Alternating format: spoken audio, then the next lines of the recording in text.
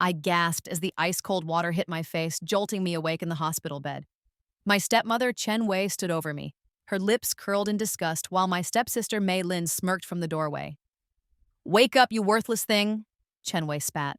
"Do you think you can just lie here forever, wasting our money on medical bills?"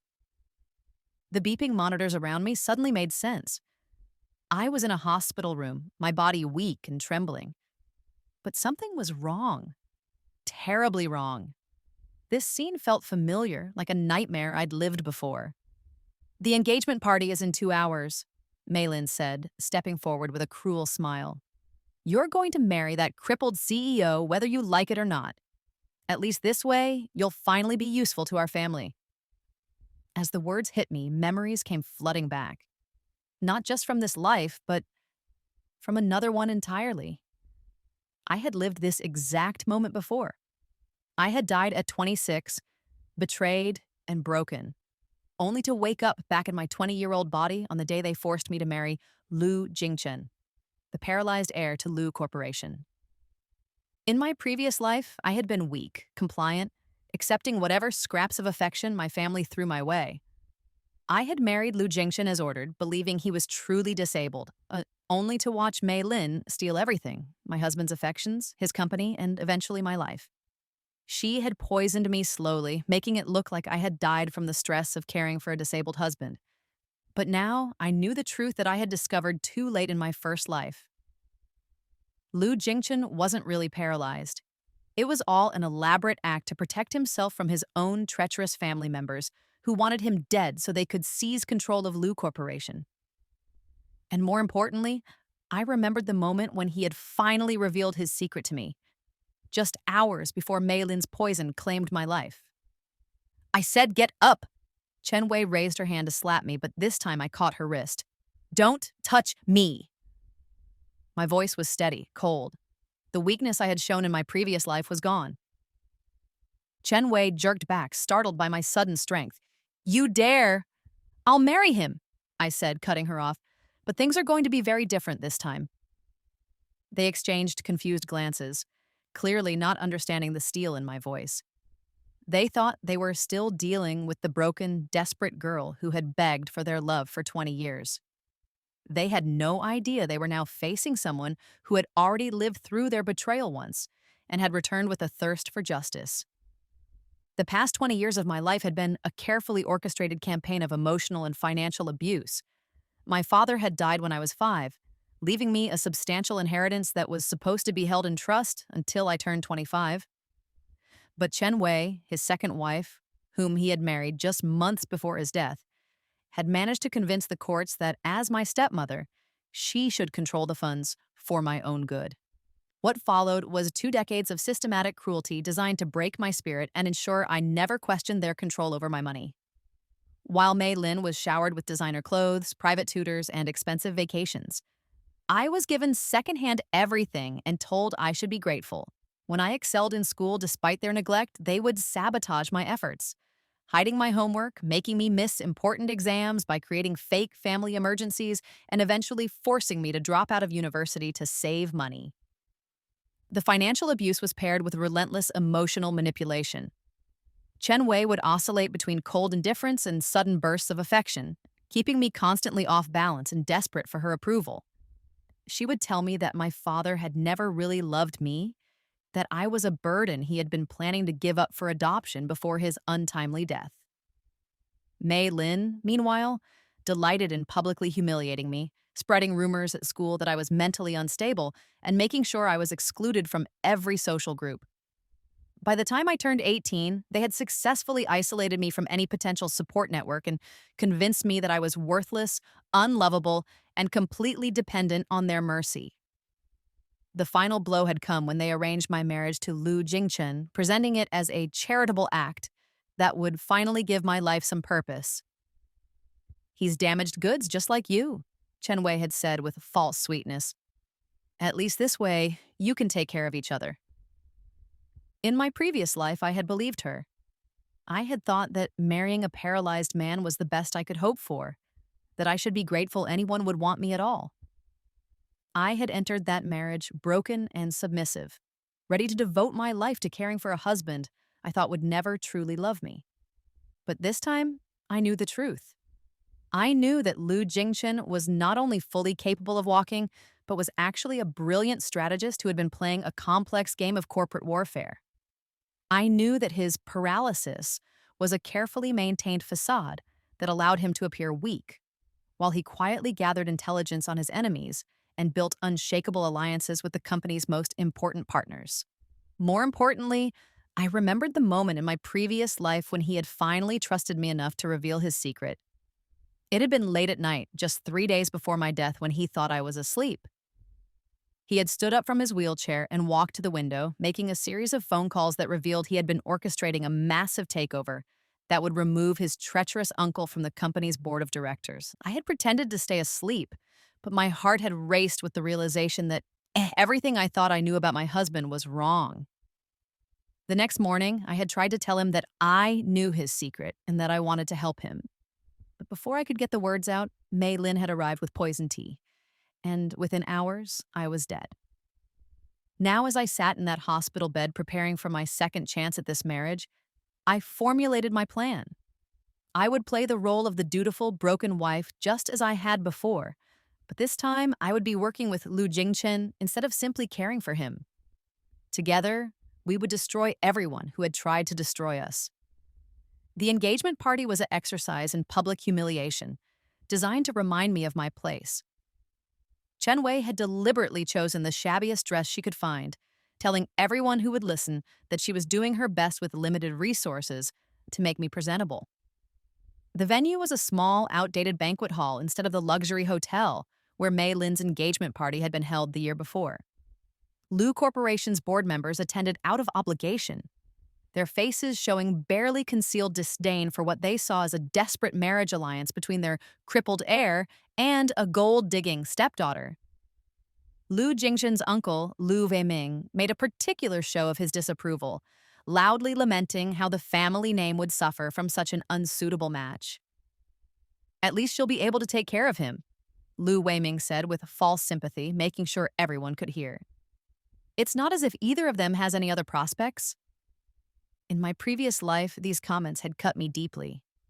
I had spent the entire party fighting back tears and wishing I could disappear. But this time, I watched Lu Jingchen's face carefully and saw what I had missed before. The flash of cold anger in his eyes, quickly hidden behind a mask of resigned acceptance. He was playing his role perfectly, appearing weak and defeated, while his enemies revealed their true intentions. When Lu Weiming made jokes about finally getting dead weight off the company's hands, Lu Jingchen just smiled sadly and nodded, all while I could see his hands clenching slightly in his lap. During our brief moment alone before the ceremony, I leaned close to him and whispered, "I know what they did to you." His eyes sharpened for just a moment before he resumed his passive expression. "I don't know what you mean." "The car accident wasn't an accident," I continued softly. "Your uncle tampered with the brakes because your father was about to name you as his successor. You survived, but you let everyone believe you were more severely injured than you actually were." This time, his mask slipped completely. He stared at me with a mixture of shock and suspicion. "How could you possibly know that?" I met his gaze steadily. "Because in another life, you trusted me with the truth. And in that life, they killed me for it." The ceremony proceeded as planned, with Lu Jingchen and I exchanging vows in front of a crowd that clearly expected our marriage to be a brief, tragic affair. Chen Wei dabbed at her eyes with a handkerchief, playing the role of the concerned stepmother beautifully, while Mei Lin looked on with barely concealed satisfaction. But as I slipped the ring onto Lu Jingchen's finger, I felt a sense of purpose I had never experienced in my previous life.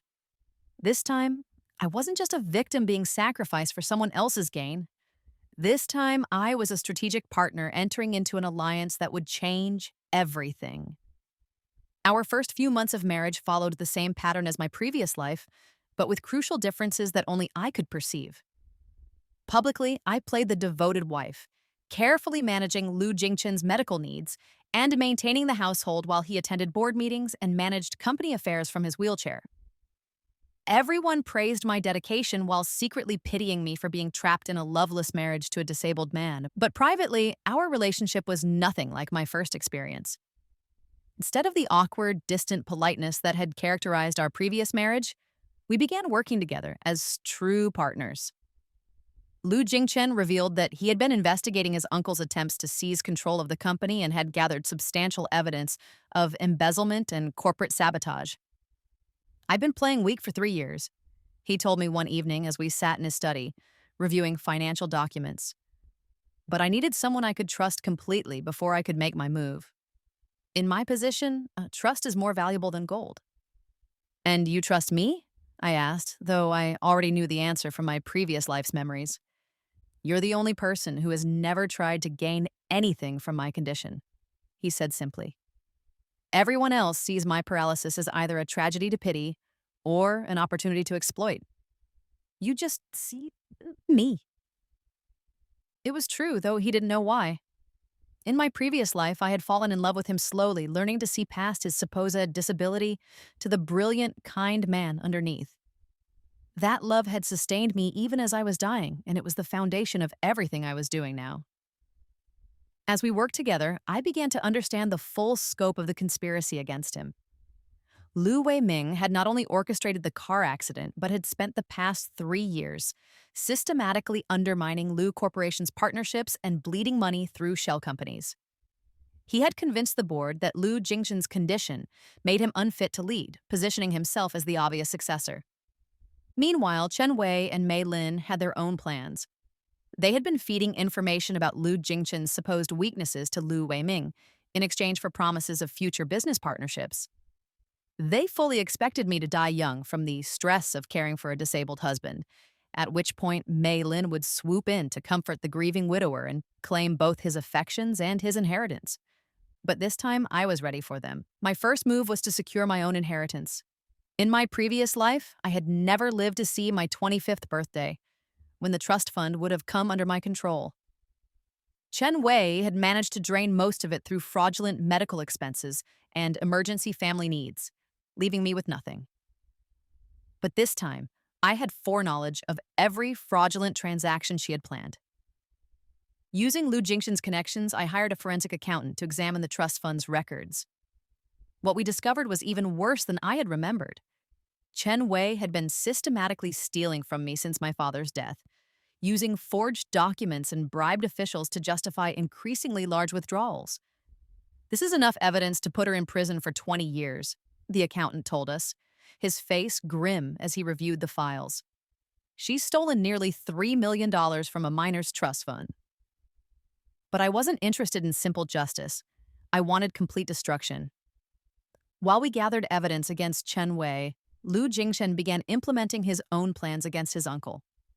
He had spent 3 years allowing Lu Weiming to believe he was successfully embezzling company funds, but in reality, every stolen dollar was being carefully tracked and documented.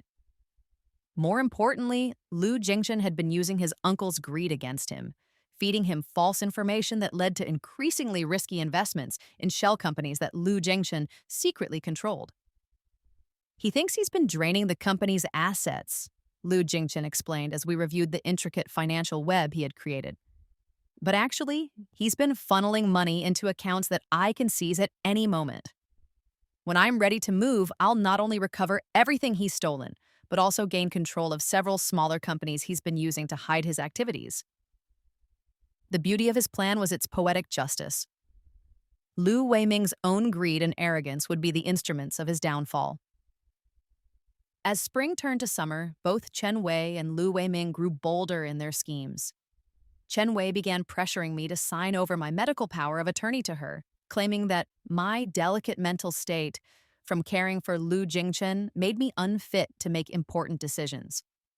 Meanwhile, Lu Weiming started openly discussing plans to remove Lu Jingchen from his position, citing his deteriorating condition and obvious depression. Mei Lin, for her part, began making regular visits to our home, ostensibly to support her poor sister, but actually to gather intelligence about Lu Jingchen's daily routines and emotional state. She would sit by his wheelchair for hours, touching his arm with false sympathy and making comments about how tragic it was that such a handsome man had been reduced to this. "You're so brave to stay with him," she would tell me with poison-sweet concern. "I don't know if I could handle watching someone I loved suffer like this. It must be so tempting to just give up. In my previous life, these comments had planted seeds of despair that eventually grew into the depression that made me vulnerable to her final attack. But this time, I recognized them for what they were: psychological warfare designed to break my spirit and make me more susceptible to her eventual betrayal. Instead of letting her words affect me, I used our conversations to feed her false information. I told her that Lu Jingchen had been having episodes where he became confused and disoriented, suggesting that his mental condition was deteriorating along with his physical health. I also mentioned, seemingly casually, that he had been talking about updating his will to ensure I would be taken care of if anything happened to him. This last piece of information had exactly the effect I intended. Within days, Mei Lin began visiting more frequently, and I noticed her having hushed phone conversations with Chen Wei about moving up our timeline. By August, all the pieces were in place for our counterattack. Lu Jingchen had scheduled a board meeting for the end of the month, ostensibly to discuss his retirement due to his worsening condition. Lu Weiming had already begun circulating documents that would transfer control of the company to him, and Chen Wei had prepared legal papers that would give her control over my inheritance and medical decisions. They had no idea that we had spent months preparing for this moment. The first blow fell on a Tuesday morning when Chen Wei received a visit from federal investigators. The forensic audit had revealed not only her theft from my trust fund, but also a pattern of tax evasion and wire fraud that stretched back 15 years. As she was led away in handcuffs, her carefully maintained facade of respectability crumbled completely. "This is impossible!" she screamed as the agents read her rights. "That money was for family expenses. I have every right to use it." But the evidence was overwhelming. Bank records, forged documents, and recorded conversations had built an airtight case against her. The investigators had also discovered her collaboration with Lu Weiming, including recorded phone calls where she discussed using my eventual death as a way to gain access to Lu Corporation's resources. Mei Lin, watching her mother's arrest from our front window, turned to me with panic in her eyes. "You have to help her," she pleaded. "You have money now. You can hire the best lawyers. She's family." I looked at her with the same cold expression I had perfected over months of planning. She stopped being family the day she decided to steal my father's legacy and destroy my life. The second phase of our attack began that afternoon. Lu Jingchen called an emergency board meeting claiming he had discovered irregularities in the company's finances that required immediate attention. Lu Weiming, believing this was his chance to finally push his nephew out of power, eagerly agreed to the meeting. What he found instead was a conference room full of federal investigators, SEC officials, and a mountain of evidence documenting 3 years of embezzlement, securities fraud, and attempted corporate takeover.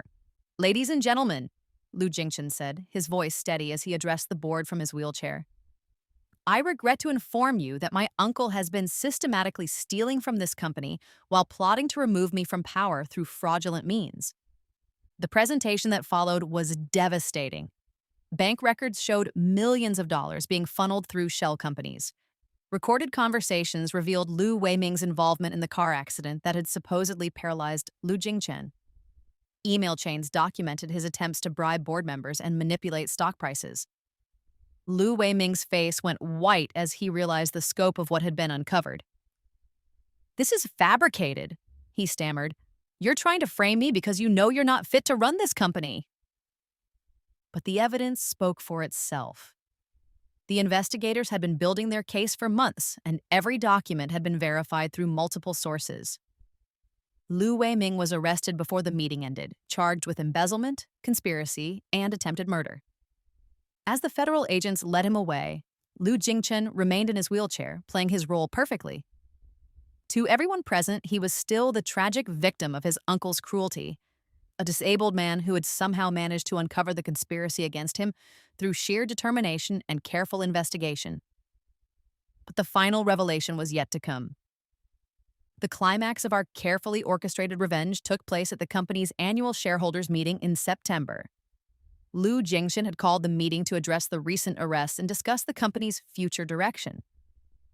The auditorium was packed with investors, board members, and media representatives, all eager to hear how Lu Corporation would recover from the scandal. Mei Lin attended as well, desperate to understand how her carefully laid plans had crumbled so completely. She sat in the back row, her designer dress and perfect makeup unable to hide the desperation in her eyes. With her mother in federal custody and her conspirators arrested, she was isolated and vulnerable for the first time in her life. Lu Jingchen began his presentation from his wheelchair, his voice somber as he discussed the betrayal by his own family members and the extensive damage they had caused to the company. He spoke about the importance of trust, integrity, and family loyalty, all values that his uncle and co-conspirators had abandoned in their pursuit of personal gain. But, he said, his tone shifting slightly, I believe that truth has a way of revealing itself, and justice always prevails in the end. As he spoke those words, something extraordinary happened. Lu Jingchen's hands, which had been resting limply in his lap throughout his presentation, began to move. Slowly, deliberately, he gripped the arms of his wheelchair and began to push himself upward. The auditorium fell completely silent as Lu Jingchen rose to his feet for the first time in 3 years. His legs, supposedly paralyzed by the car accident, supported him easily as he stood tall and confident before the stunned crowd. For 3 years, he said, his voice now strong and commanding, I have allowed my enemies to believe they had destroyed me. I let them think I was weak, broken, and vulnerable. I played the part of the tragic victim while they revealed their true nature and built cases against themselves. The room erupted in shocked murmurs and gasps. Board members who had pitied him for years stared in amazement. Reporters frantically scribbled notes and snapped photos. And in the back row, Mei Lin's face went completely white as she realized the full scope of the deception she had fallen for. My supposed paralysis was a strategic decision, Lu Jingchen continued, now walking across the stage with perfect grace. After the attempt on my life, I realized that my only chance of survival was to appear weaker than I actually was. This allowed me to observe my enemies, gather evidence of their crimes, and build alliances with people who saw value in me beyond my physical condition. He gestured toward me, sitting in the front row. My wife knew my secret because I chose to trust her with it. Together, we have spent months building the cases that brought down everyone who tried to destroy us. She was never the desperate, gold-digging stepchild they believed her to be. She was my partner, my co-conspirator, and the architect of their downfall. I stood up as well, no longer playing the role of the meek, broken wife. Chen Wei stole $3 million from my inheritance over the course of 15 years, I announced, my voice carrying clearly through the silent auditorium. Mei Lin collaborated with Lu Weiming to gather intelligence for their conspiracy. They planned to kill me slowly, making it look like I had died from the stress of caring for a disabled husband, and then position Mei Lin to inherit everything. The revelation sent shockwaves through the crowd. This wasn't just a story of corporate corruption. It was a tale of family betrayal, attempted murder, and elaborate deception that had played out over years. Lu Jingchen moved to stand beside me, his hand finding mine. But they underestimated both of us, he said. They saw weakness where there was strength, desperation where there was calculation, and victims where there were victors. The presentation that followed revealed the full scope of their crimes and our response. Chen Wei's theft and tax evasion, Lu Weiming's embezzlement and conspiracy, Mei Lin's participation in gathering intelligence for the conspiracy. And finally, the complete financial recovery that Lu Jingchen had orchestrated, turning his uncle's own greed against him and recovering every stolen dollar with interest. Lu Corporation is not only fully recovered from the damage caused by these criminals, Lu Jingchen announced, but is actually in the strongest financial position in our company's history. The shell companies my uncle thought he was using to hide stolen assets have been revealed as investments that I controlled all along. We now own significant stakes in 7 subsidiary companies and have strategic partnerships with dozens of major corporations who chose to stand by us during this difficult time.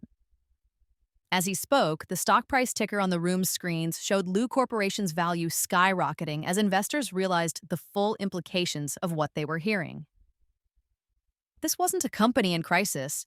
It was a company that had been playing the longest and most sophisticated game of corporate strategy anyone had ever seen. The meeting ended with thunderous applause, but I barely heard it. My attention was focused on Mei Lin, who had slumped in her seat as the reality of her situation hit her. Everything she had counted on, her mother's stolen money, her conspirators' power, her own manipulative skills, had been turned against her. As people began filing out of the auditorium, she made her way toward us, desperation clear in every step. Sister, she called out, using the familial term she had always pronounced with subtle mockery. Please, we need to talk. I turned to face her, and for the first time in my life, I saw genuine fear in her eyes. What is there to talk about? You can't let them destroy our family like this, she pleaded. Mother made mistakes, but she was just trying to protect us. And I never meant for things to go this far. The lies came so easily to her even now. In my previous life, I might have been swayed by her tears and desperate pleas. I had always wanted so badly to believe that my family truly loved me, despite all evidence to the contrary. But this time, I knew exactly what she was capable of. I remembered the taste of the poisoned tea she had brought me. I remembered the cold satisfaction in her eyes as I lay dying, finally admitting that she had never seen me as anything more than an obstacle to overcome. You're right, I said quietly. I can't let them destroy our family. That's why I destroyed them first. Her mask of desperate sincerity slipped for just a moment, revealing the cold calculation underneath. You don't understand what you've done, she hissed. Without Mother's connections, without our family's support, you'll have nothing. You think he'll stay with you now that his little game is over? I smiled, the expression feeling strange on my face after years of practiced submission. I think you're confusing me with the person you thought I was. I never needed your family's support. I needed your family gone. Lu Jingshan appeared beside me, his presence solid and reassuring. Mrs. Lu, he said, using my married name with obvious pride. I believe our car is waiting. As we walked away, leaving Mei Lin standing alone in the emptying auditorium, I felt a sense of completion that I had never experienced in my previous life. Justice had been served, but more than that, I had reclaimed my own power and identity. The epilogue to our story unfolded over the following months, like a perfectly choreographed dance of karma and consequence. Chen Wei was sentenced to 25 years in federal prison for her crimes, with restitution orders that would keep her in debt for the rest of her life. Lu Wei Ming received an even harsher sentence, 30 years for embezzlement, conspiracy, and attempted murder, with no possibility of parole. But it was Mei Lin's fate that provided the most satisfying resolution. Without her mother's stolen money to support her lifestyle, without her conspirators to provide insider information, and without me to serve as her convenient scapegoat, she found herself completely alone for the first time in her life. The media attention from the trials made her toxic to the social circles she had once dominated. Her friends, all fair-weather companions attracted by her family's apparent wealth, disappeared overnight when they realized she had nothing left to offer them. The modeling career she had pursued as a hobby became a desperate necessity, but her involvement in the scandal made her unemployable by any reputable agency. Within 6 months, she was working as a clerk in a discount store, living in a studio apartment paid for by legal aid, and facing her own criminal charges for her role in the conspiracy. The courts had determined that while she hadn't been a primary architect of the schemes, her intelligence gathering and collaboration had been essential to their success. I felt no pity for her. This was the same woman who had watched me die slowly from poison, who had planned to step over my corpse to claim my husband and inheritance. She was finally experiencing the powerlessness and desperation she had spent years inflicting on me. Lu Jingchen and I, meanwhile, built a life together that was everything my previous marriage had never been. Without the need to maintain his facade of disability, he threw himself into leading Lu Corporation with renewed energy and vision. The company's value tripled within a year as investors recognized that they were dealing with not just a recovered CEO, but a strategic genius who had outmaneuvered sophisticated criminals while appearing to be at his most vulnerable. Our personal relationship flourished as well. In my previous life, I had loved Lu Jingchen despite believing he was paralyzed, seeing past his supposed limitations to the brilliant man underneath.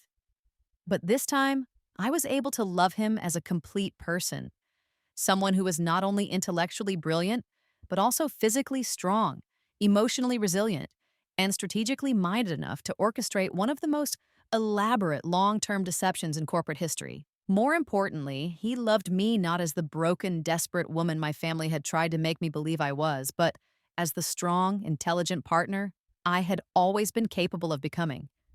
He had seen through my act of meek submission to recognize the steel underneath, just as I had seen through his act of helpless paralysis to recognize the power he was carefully concealing.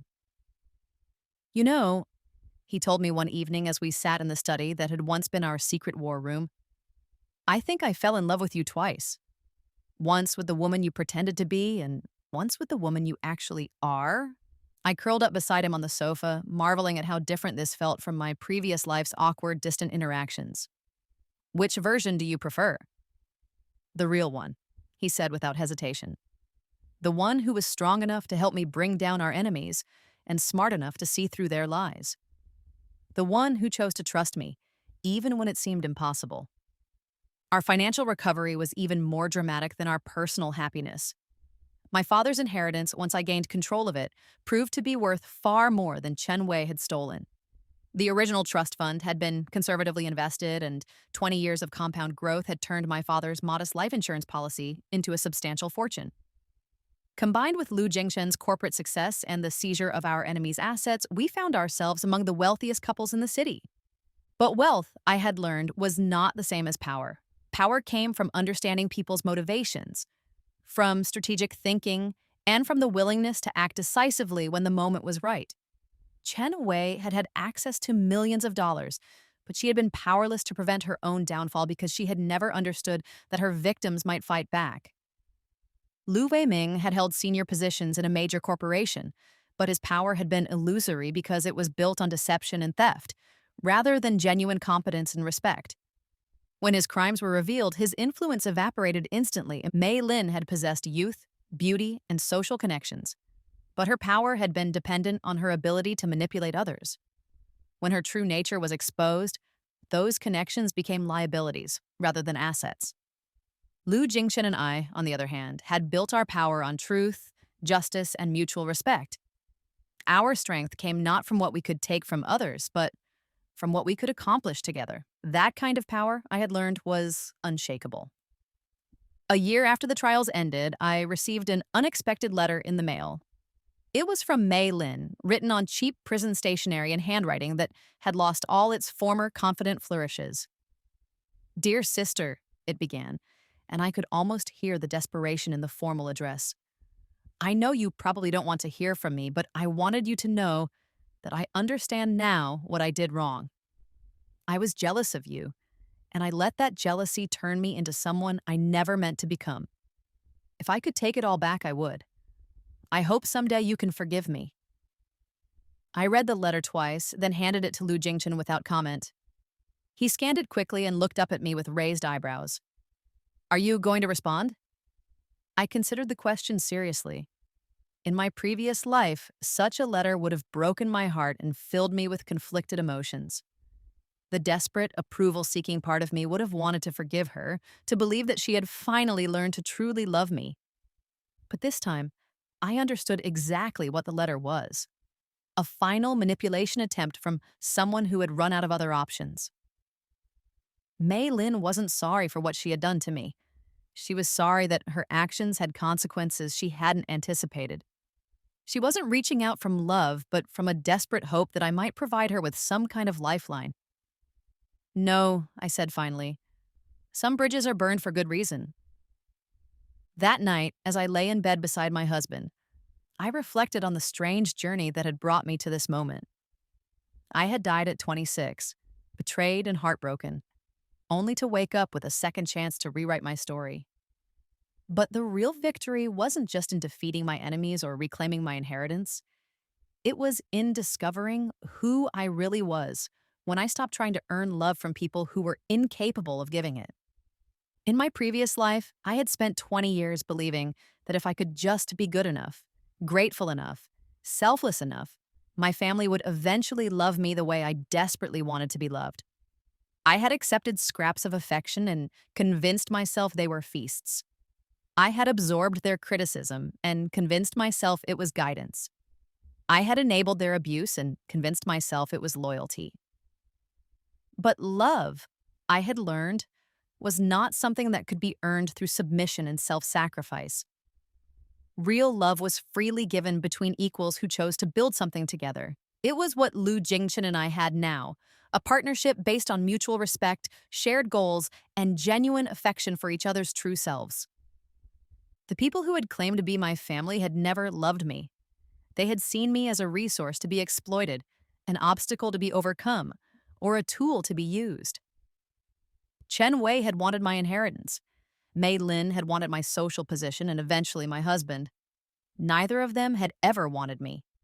Understanding this was perhaps the most liberating revelation of my second life. I no longer needed to waste energy trying to earn their approval or mourning the loss of relationships that had never truly existed. I could focus instead on building genuine connections with people who valued me for who I actually was. As I drifted off to sleep, I thought about my father, who had died when I was too young to really know him. In my previous life, Chen Wei had convinced me that he had never really loved me, that I had been a burden he was planning to abandon. But now I understood that his real legacy was not the money he had left me. It was the strength and intelligence I had inherited from him, the same qualities that had allowed me to outmaneuver my enemies and reclaim my life. He would have been proud, I thought, of the woman I had become. Not the broken, desperate girl Chen Wei had tried to create, but the strong, strategic woman who had turned the tables on everyone who had underestimated her. In the end, that was the greatest victory of all, not just defeating my enemies, but discovering that I had never been the weak, worthless person they had convinced me I was. I was my father's daughter, Lu Jingchen's true partner, and the architect of my own destiny. And I had finally, truly come home.